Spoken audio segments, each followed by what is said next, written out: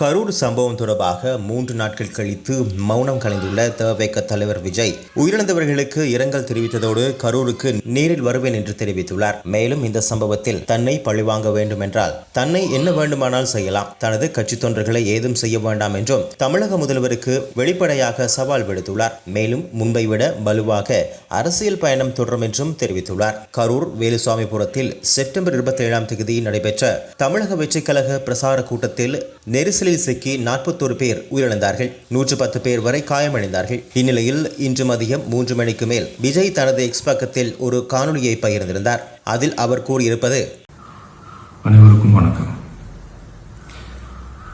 என் லைஃப்ல இந்த மாதிரி ஒரு பெயின்ஃபுல்லான ஒரு சிச்சுவேஷனை நான் ஃபேஸ் பண்ணதே கிடையாது.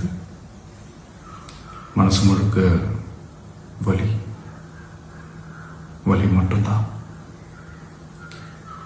இந்த சுற்றுப்பயணத்தில் என்னென்ன மக்கள் பார்க்க வராங்க, அதுக்கு ஒரே ஒரு காரணம் தான், அவங்க என் மேலே வச்சிருக்கிற அன்பும் பாசம். அந்த அன்புக்கும் பாசத்துக்கும் நான் எப்பவும் கடமைப்பட்டிருக்கிறேன்.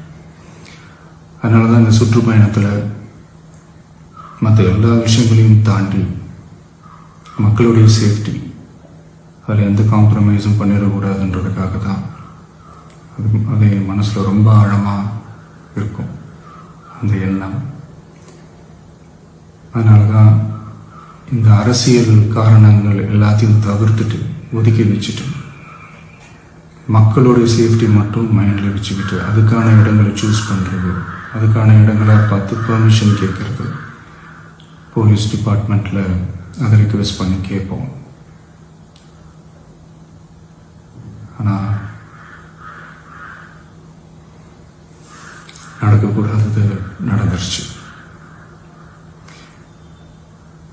நானும் மனுஷன் தானே. அந்த நேரத்தில் அத்தனை பேர் பாதிக்கப்பட்டு இருக்கும்போது எப்படி அந்த ஊரை விட்டுட்டு என்னால் கிளம்பி வர முடியும்? நான் திரும்ப அங்கே போகணும்னு இருந்துச்சுன்னா அதை ஒரு காரணம் காட்டி அங்கே வேறு சில பதட்டமான சுச்சுவேஷன்ஸ், வேறு சில அசம்பாவிதங்கள், அந்த மாதிரி எதுவும் நடந்துடக்கூடாதுன்றதுக்காக தான் நாங்கள் அவாய்ட் பண்ணோம்.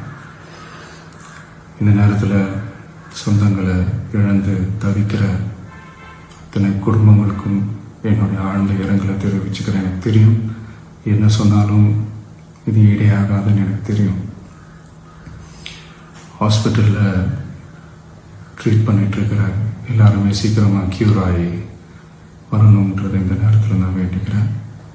கூடிய சீக்கிரமே உங்கள் எல்லாரையும் நான் சந்திக்கிறேன். இந்த நேரத்தில் எங்களுடைய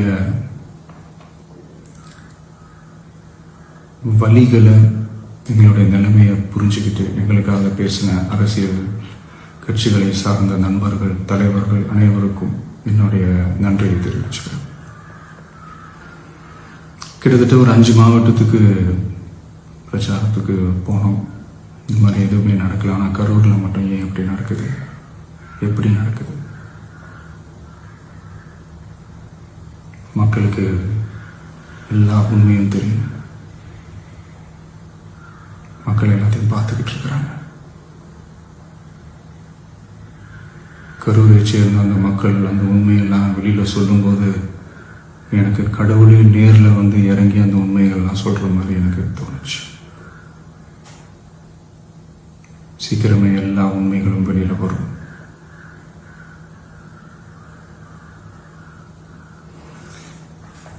எங்களுக்கு தரப்பட்ட இடத்துல நாங்கள் போய் அந்த ஸ்பாட்டில் நின்று நாங்கள் பேசிட்டு வந்தோம். அதை தாண்டி எந்த தவறும் எங்கள் சைடில் நாங்கள் எதுவுமே செய்யலை. பட் இருந்தாலும் எங்கள் கட்சியை சேர்ந்த நிர்வாகிகள், தோழர்கள் மேலே எஃப்ஐஆர், அது மட்டும் இல்லை சோஷியல் மீடியாவை சேர்ந்த நண்பர்கள், தோழர்கள், அவங்க மேலே எஃப்ஐஆர்லாம் போட்டு இப்போ பிடிச்சிக்கிட்டு இருக்கிறாங்க.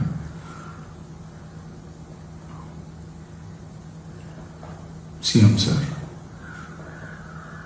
உங்களுக்கு ஏதாவது இந்த பழி வாங்கணும் அப்படின்ற எண்ணம் ஏதாவது இருந்துச்சுன்னா என்ன வேணாலும் பண்ணுங்க. அவங்க மேலே கை வைக்காதீங்க.